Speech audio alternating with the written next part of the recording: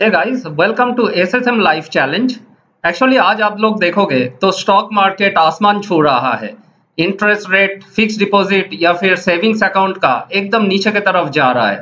तो लोग हैरान परेशान है कि पैसा लगाए तो किधर लगाए। फिक्स डिपॉजिट से तो कुछ रिटर्न नहीं बनने वाला है और स्टॉक मार्केट में रिस्क तो काफी है। आजकल काफी सारे न्यू इन्वेस्टर्स मार्केट में इन्वेस्ट कर रहा है, लेकिन क्वेश्चन यही है कि वो लोग सही स्टॉक्स में इन्वेस्ट कर रहा है कि नहीं। आज मैं आप लोगों को बताऊंगा कि हमारे देश में जो जाने माने पोर्टफोलियो इन्वेस्टर्स है वो कहाँ पे अपना पैसा इन्वेस्ट कर रहा है। इनमें से काफी सारा जो पोर्टफोलियो इन्वेस्टर्स है उनमें एक है मार्सेलर्स इन्वेस्टमेंट्स मैनेजर, जो आपका एक जाने माने इन्वेस्टमेंट मैनेजर्स के हिसाब से जाना जाता है और जिसके पास 8,000 से ऊपर क्लाइंट्स है। तो क्लाइंट्स का पैसा एक्चुअली ये पोर्टफोलियो मैनेजर्स काफी सारा स्टॉक्स में इन्वेस्ट करते हैं। मैंने ये जो इंफॉर्मेशन है उन उन लोग कहाँ पे उनका पोर्टफोलियो का जो पैसा है वो लोग कौन कौन सा स्टॉक में इन्वेस्ट कर रहा है, ये मैंने इंफॉर्मेशन गैदर किया उनका जो कंपनी का वेबसाइट से, वहां से, और उनका रेगुलर जो टीवी इंटरव्यूज होता है, उनका जो चीफ है मिस्टर सौरभ मुखर्जी और पोर्टफोलियो मैनेजर रक्षित रंजन, उन्होंने जो चीज बोलते हैं एक्चुअली वो चीज मैंने कैप्चर करके मैं आप लोगों को दिखाने वाला हूँ कि इन्होंने कहाँ कहाँ पे अपना पैसा इन्वेस्ट किया है। आप देखेंगे कि उनका जो पैसा है वो एक सीसीपी बोल के उनका पोर्टफोलियो हो, जिसको बोलता है कंसिस्टेंट कंपाउंडर्स। एक्चुअली ये मार्सेलस कंसिस्टेंट कंपाउंडर्स में ये लोग जो पीएमएस अकाउंट है, मतलब आपका जो पोर्टफोलियो मैनेजमेंट का जो अकाउंट है जिसमें आप अगर चाहो उनके थ्रू इन्वेस्ट करने के लिए तो आपके पास मिनिमम 50 लाख रुपीस होना चाहिए। लेकिन हम जैसे लोगों के पास उतना पैसा एक ही टाइम में नहीं होता है। इसके वजह से क्या होता है कि हम लोग काफी सारा ऑप्शंस ढूंढते हैं कि कौन सा स्टॉक में हम लोग इन्वेस्ट कर पाए, जिसके थ्रू हम लोग एक काफी सारा एक कॉर्पस जुटा पाए और उस कॉर्पस को एक अच्छा सा फंड में इन्वेस्ट कर पाए। हम लोगों को ये देखना पड़ेगा कि ये जो सीसीपी पोर्टफोलियो है मार्सेलर्स का, वो लोग 12 से 15 हाई क्वालिटी स्टॉक्स में इन्वेस्ट करते हैं। अगर आप उनका रिटर्न देखो तो आप देखोगे कि उनका जो इंसेप्शन हुआ था दिसंबर 1, 2018, उसके बाद से निफ्टी ने 19.5% का एनुअलाइज्ड रिटर्न दिया है, जहां पे ये सीसीपी पोर्टफोलियो मार्सेलर्स का कुछ 28.3% का रिटर्न दिया है। अगर आप रूल ऑफ 72 जानते हो, 72 डिवाइडेड बाय इंटरेस्ट रेट से अगर आप डिवाइड करते हो उसको, तो जो नंबर आता है उतने सालों में पैसा डबल होता है। तो एक्चुअली इनका जो पैसा है आप देखोगे कि जो 1 दिसंबर 2018 में जो लोग इन्वेस्ट किया था उनका पैसा अभी तक डबल हो चुका है। अगर आप निफ्टी में भी इन्वेस्ट किए होते उस टाइम पे तो आपका पैसा अभी तक डबल नहीं हुआ है। उसके बाद आप उनका एक साल का अगर रिटर्न देखते हो तो देखोगे कि निफ्टी ने मार्सेलस से ज्यादा रिटर्न दिया है। मार्सेलस दिया है 46.3%, बट निफ्टी ने 53.5% का रिटर्न दिया है। इसका मतलब जो निफ्टी 50 का जो स्टॉक्स है उनका रिटर्न काफी अच्छा रहा है। बट अगर आप लॉन्ग टर्म में देखो, जो एक्चुअली ये पोर्टफोलियो मैनेजर्स जो देखता रहता है वो लोग देखता है कि लॉन्ग टर्म में उतना कितना सारा वो लोग रिटर्न जनरेट कर पाए। So their catch is to put money into the long term. तो उनका जो फिलोसफी है, उनका फिलोसफी यही है, लॉन्ग टर्म में अच्छा क्वालिटी स्टॉक्स में इन्वेस्ट करो। एक्चुअली इनका जो फिलोसफी है, इस फिलोसफी के ऊपर से वो लोग वही कंपनी में इन्वेस्ट करता है जिसका strong growth in cash flow होता है। एक्चुअली फ्री कैश फ्लो जिस कंपनी में जितना ज्यादा होगा, एक्चुअली ये प्रोबेबिलिटी रहता है कि उस कंपनी लॉन्ग टर्म में उतना ज्यादा सक्सेसफुल होगा। सेकेंड टर्म है उनका मैनेजमेंट क्वालिटी। एक्चुअली अगर मान लो कि मैनेजमेंट सही नहीं है तो आप देखोगे कि शॉर्ट टर्म में आपने काफी सारा पैसा इन्वेस्ट किया, वो शेयर्स डबल हो गया, आपने बेच नहीं पाया, और एक कुछ दिन के बाद देखोगे कोई एक न्यूज आ गया और उस न्यूज के ऊपर से उनका शेयर्स में लोअर सर्किट लगने लगा और आप बेच के निकल भी नहीं पाओगे। थर्ड है कि transparent balance sheet and profit and loss account. Actually हम लोग काफी सारा बातें करते हैं कि इन्वेस्टमेंट से पहले हम लोगों को बैलेंस शीट देखनी चाहिए, प्रॉफिट एंड लॉस अकाउंट देखना चाहिए, बट हकीकत में क्या होता है कि आप देखते वही हो जो आपको दिखाया जाता है। एक्चुअली हम लोगों के पास उतना एक्सपर्टाइज ही नहीं होता है कि हम लोग उसका स्टॉक मींस बैलेंस शीट या फिर प्रॉफिट एंड लॉस अकाउंट उतना बारीकी के साथ हम लोग उसको छानबीन कर पाए। आप देखेंगे कि प्रोबेबल स्टॉक जो सीसीपी पोर्टफोलियो में है, उनका एक नंबर में आता है आपका एचडीएफसी बैंक, जो एक जाना माना Indian largest private sector bank है, जिनका पैसा आपका हर 3 साल में लगभग डबल हो जाता है। बट अगर आप देखोगे कि लॉकडाउन के बाद से एचडीएफसी बैंक का परफॉर्मेंस उतना खास नहीं रहा है, क्योंकि काफी सारा फैक्टर्स था। उनका जो डिजिटल इनिशिएटिव है उसमें काफी सारा ग्लिचेस था। रिजर्व बैंक ने बोला था कि ये ग्लिचेस आप लोगों को रिमूव करना है। तो after removing all the glitches, they are again floating their credit card into the market. So आशा है कि नेक्स्ट 3 to 5 years में इनका स्टॉक्स काफी अच्छा परफॉर्म करेगा। इनका जो आपका लास्ट मींस करंट जो ट्रेडिंग प्राइस है स्टॉक का, वो अराउंड आपका 1550 के आसपास है। उसके बाद नेक्स्ट है आपका बजाज फाइनेंस, जिसका आपका शेयर प्राइस अराउंड 7500 के आसपास है। ये लोग एक्चुअली लेंडिंग बिजनेस में है। ये एक एनबीएफसी है, नॉन बैंकिंग फाइनेंस कंपनी, और इनका शेयर प्राइस जो आप देखोगे कि काफी हद तक, मान लो आप अगर 5 इयर्स का चार्ट लेते हो या उनका मैक्सिमम चार्ट लेते हो, तो आप देखोगे कि इनका जो शेयर प्राइस है काफी गुना बढ़ चुका है एक्चुअली। एशियन पेंट्स का आप अगर देखते हो ग्राफ, तो आप देखोगे कि 3 साल में एशियन पेंट्स एक्चुअली डबल हो चुका है। तो एशियन पेंट्स जो है वो इंडिया का एक जाने माना कंपनी है, जो इंडिया का लार्जेस्ट पेंट कंपनी है और जिसका एक्सपीरियंस 80 इयर्स के ऊपर है। उसके बाद उनका और एक पोर्टफोलियो कंपनी है जिसका नाम है टाइटन। टाइटन आपका राकेश झुनझुनवाला के पोर्टफोलियो में भी है। तो ये स्टॉक आप देखोगे कि लॉकडाउन के टाइम एक्चुअली जब ये फर्स्ट वेव आया था, तो ये स्टॉक्स अराउंड 900 रुपीज में ट्रेड हो रहा था। तो आजकल उसका प्राइस 2500 के ऊपर है। मतलब अगर आप देखोगे कि लॉकडाउन से आज तक, तो यो उसका प्राइस जो है वो 3 गुना हो चुका है। और एक पोर्टफोलियो स्टॉक है जिसका नाम है page industries limited. Actually page industries बहुत लोग जानते नहीं है क्या है, बट हम सब लोग जानते हैं कि उसका एक रिनाउंड ब्रांड है जॉकी इनरवेयर का।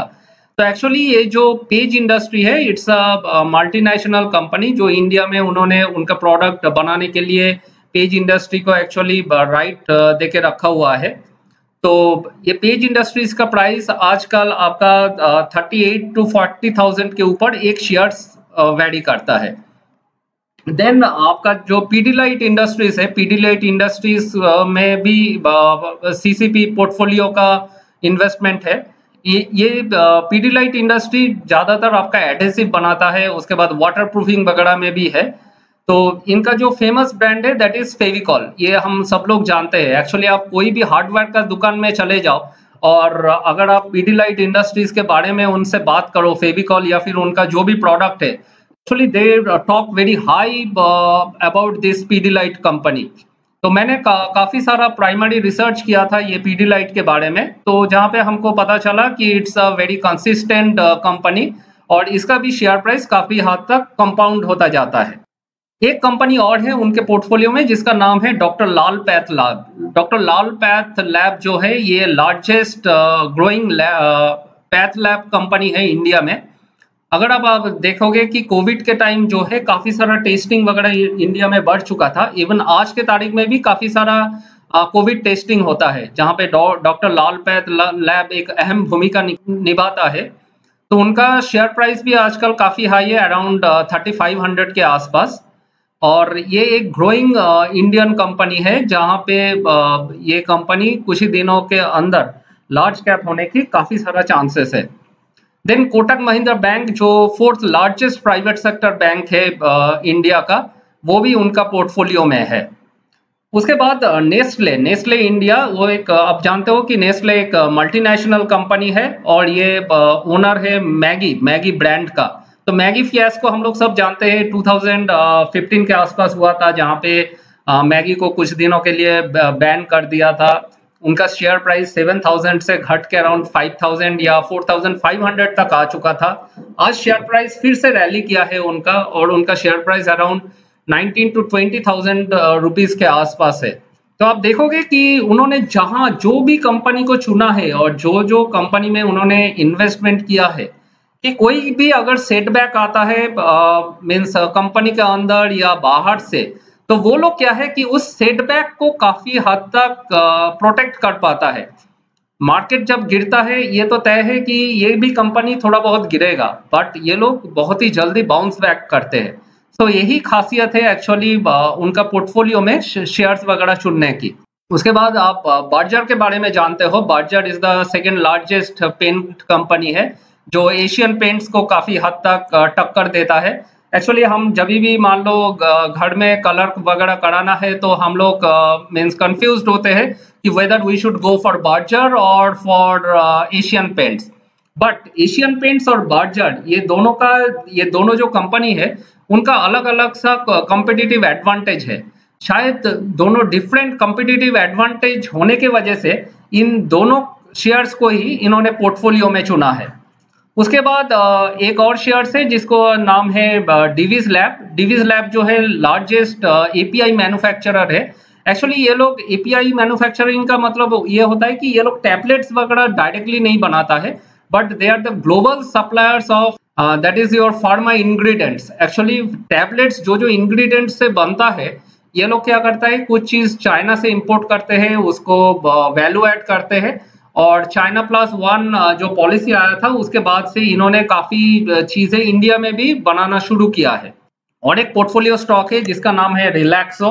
ये हवाई चप्पल के ऊपर से ज्यादा जाना जाता है, बट चीजें ऐसा है कि सुनने में आ रहा है कि ये सीसीपी पोर्टफोलियो से ये जो मार्सेलस है उन्होंने ये रिलैक्सो को रिमूव किया है और इसके बदले उन्होंने टीसीएस को उस पे जगह दिया है।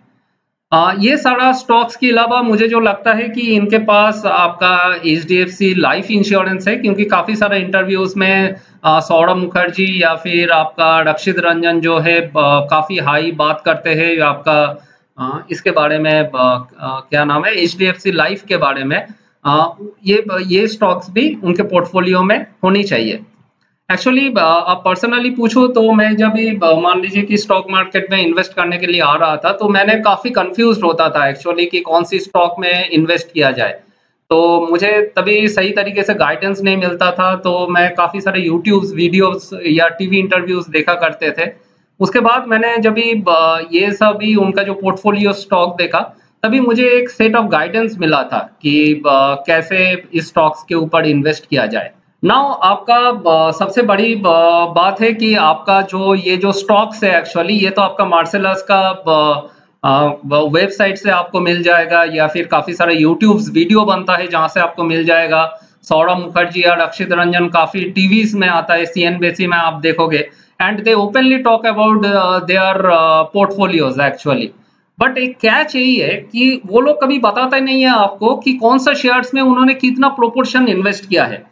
प्रोपोर्शन इन द सेंस क्या होता है, जैसे मान लीजिए कि आपने 100 रुपए इन्वेस्ट करना चाहते हो, उसमें आप एशियन पेंट्स में 10 रुपए लगाओगे, बजाज फिनेंस में 10 रुपए लगाओगे, देन आप से एचडीएफसी लाइफ में 5 रुपए लगाओगे, रिलैक्सो में आप 8 रुपए लगाओगे। कितना रुपए लगाओगे एक्चुअली या कितना रुपया लगा हुआ है, ये चीज वो लोग कभी रिवील नहीं करते हैं। तो आपको क्या है कि अगर आप ये स्टॉक्स में अगर इन्वेस्ट करना चाहते हो और ऐसा एक पोर्टफोलियो बिल्डअप करना चाहते हो, then you have to decide on that means what is the proportion you should invest actually. जैसे मान लो 40% सक्सेस आपका पोर्टफोलियो का होगा कि अगर आप किस प्रोपोर्शन में इन्वेस्ट कर पाते हो। जैसे मान लो कि आपने ज्यादा से ज्यादा वेटेज दे दिया एशियन पेंट्स को, और एशियन पेंट्स आपका 4 साल से परफॉर्म ही नहीं कर पाया, तो आपका जो ओवरऑल पोर्टफोलियो है वो ज्यादा बढ़ेगा नहीं। So actually they got the expertise then how to invest actually in what proportion. Then आपको 40% आपका सक्सेस रेट डिपेंड करेगा कि लॉन्ग टर्म पे आप किस हिसाब से आपका जो पोर्टफोलियो है उसको होल्ड कर पाओगे। क्या होता है कि शेयर्स जब भी बढ़ता है तभी सबका चांदी होता है, बट शेयर्स जब गिरने लगता है तभी आपका मेंटल बैलेंस रखना और उस पोर्टफोलियो स्टॉक को होल्ड करना, that is the biggest challenge. So that challenge you have to take and you have to go with the market से अगर अप जा रहा है या डाउन जा रहा है। डाउन अगर गया तो आपके पास अगर ज्यादा पैसा है, you should invest that money into the market, whatever is your portfolio stocks you should invest into that। या फिर अगर आपका मान लो कि 20% सक्सेस डिपेंड करेगा कि अगर आपके पास पैसा नहीं है, मान लीजिए कि एक स्टॉक ज्यादा गिर गया और एक स्टॉक थोड़ा बहुत बढ़ा हुआ है, तो बढ़ा हुआ जो स्टॉक है उससे कुछ पैसा निकल के आपको जो स्टॉक्स गिरा हुआ है पोर्टफोलियो में उसमें पैसा डालना पड़ेगा। एक्चुअली अगर ये सब चीजें आप कर पाओगे तो आप इंडिविजुअली अगर आप आपका पोर्टफोलियो मैनेज करते हो और कोई एक्सपर्ट के थ्रू नहीं कर रहे हो तो इसके ऊपर से you can grow your portfolio. Then ये पोर्टफोलियो का एक्चुअली रिस्क क्या होता है कि मार्शलस कभी आपको बोलेगा नहीं कि वो लोग कौन सा स्टॉक में इन्वेस्ट कर रहा है या फिर कौन सा स्टॉक से बाहर जा रहा है। आपको वेट करना पड़ेगा कि सौरभ मुखर्जी कब टीवी इंटरव्यू देगा, वो क्या बोलेगा उसके ऊपर से, या फिर कोई यूट्यूबर कौन सा वीडियो बनाएगा उसके ऊपर से आपको पता चलेगा कि क्या हो रहा है। एक्चुअली आपको कोई प्राइमरी इंफॉर्मेशन नहीं रहेगा, जो लोग वो कर रहा है उसको कॉपी करना that's why a bit difficult. उसके बाद क्या होता है कि अगर आपका, मैंने कुछ देर पहले बात किया कि आपका अगर स्टॉक में वेटेज सही नहीं है there is a chance not to grow your money. उसके बाद क्या होता है कि ये जो सीसीपी पोर्टफोलियो है वो एक मार्शलस का फिलोसफी है। फिलोसफी क्या है कि हाई क्वालिटी स्टॉक में लॉन्ग टर्म तक इन्वेस्ट करते रहो। इनका लॉन्ग टर्म का मतलब होता है अराउंड 10 इयर्स। एक्चुअली अगर आप मान लीजिए 50 लाख का इन्वेस्ट करते हो तो सौरभ मुखर्जी शायद आपको 10 साल के बाद 2 करोड़ रुपए आपको वापस दे पाए। बट जब ये हम लोग इंडिविजुअली जब इन्वेस्ट करते हैं तभी उतना कॉन्फिडेंस हमारा होता नहीं है, क्योंकि फिलोसफी तो हमारा नहीं है, वो कोई दूसरे का फिलोसफी को आप कॉपी करके इन्वेस्ट कर रहे हो। So that is a risk. So I should tell you कि अगर आपके पास 50 लाख रुपए है you should invest directly into their portfolio. और अगर आपके पास पैसा नहीं है उतना और आप स्टॉक मार्केट में इन्वेस्ट करना चाहते हो then you should go into this mutual fund route. आपको क्या है एसआईपी कर सकते हो या फिर आप बल्क में इन्वेस्ट कर सकते हो कोई भी स्कीम में। जब भी आप उस स्कीम में इन्वेस्ट करोगे तो आप देखते रहना चाहिए कि आपको आपका पैसा किस हिसाब से बढ़ रहा है, या फिर म्यूचुअल फंड जो स्टॉक्स में इन्वेस्ट कर रहा है एक्चुअली आपको एक्सेस रहता है तो आप जैसे देख पाओगे कि कैसे मीन्स कौन सा स्टॉक में वो लोग वेटेज ज्यादा रख रहा है या फिर वो लोग वेटेज कम कर रहे हैं। एक्चुअली हम लोग हमारा नेक्स्ट वीडियो में हम लोग डिस्कस करेंगे कि एक म्यूचुअल फंड का पोर्टफोलियो उठा लेंगे और हम लोग देखेंगे कि म्यूचुअल फंड किस हिसाब से उस पोर्टफोलियो में इन्वेस्ट किया है। और एक सजेस्टेड एक्शन यही है कि आपका क्या होता है कि मेरा भी खुद का एक्सपीरियंस है। जैसे मान लीजिए कि जब न्यू इन्वेस्टर्स हम लोग मार्केट में आते हैं तब हम लोग मान लीजिए कि 10,000 इन्वेस्ट किया, 10 का 20 हो गया। उसके बाद क्या है 20,000 को फिर लगाया, उसके बाद बाहर से मान लीजिए सेविंग्स का पैसा फिर से 20,000 डाला तो 40,000 रुपए अगेन वही इन्वेस्ट। बट हम लोग जो इन्वेस्ट करते हैं ना ज्यादा रिसर्च के साथ इन्वेस्ट नहीं करते। उसके बाद क्या करते हैं जब भी मार्केट गिरने लगता है देन हम लोग सोचते हैं कि नहीं हमारा तो सक्सेस था एक्चुअली। उसके बाद हम लोग मार्केट से उधार लेके हम लोग फिर से पैसे इन्वेस्ट करने की कोशिश करते हैं और ये सारी चीजों में हम लोगों का पैसा पूरा डूब जाता है। अगर आप लेवरेज लेके मतलब उधार लेके पैसा इन्वेस्ट कर रहे हो तो उस पर आपका रिस्क रहता है। अगर मार्केट गिर जाए तो आपका स्टॉक से आपको पैसा नहीं मिलेगा, ऊपर से आपका विथ इंटरेस्ट आपका उधार का पैसा भी आपको वापस करना है। मैं ये आपको सजेस्ट करूंगा कि आपका खुद का जितना पैसा है आप उस पैसे के लगाओ और उस पे इन्वेस्ट करते रहो। मैं अगर पर्सनली बात करूं तो मैंने आपको जो इनका स्टॉक्स दिखाया एक्चुअली पर्सनली मैंने इस स्टॉक्स के ऊपर इन्वेस्ट किया था लास्ट 3 साल में, तो जहां पे मुझे अच्छा रिटर्न मिला है। But the fact is that कि मैंने पर्सनली क्या किया था कि जब भी मार्केट ऊपर जा रहा था तभी भी इन्वेस्ट कर रहा था, जब भी नीचे आ रहा था तभी भी इन्वेस्ट कर रहा था। तो एक जो भी अमाउंट मैंने इन्वेस्ट किया था I got a good return into that and I was happy.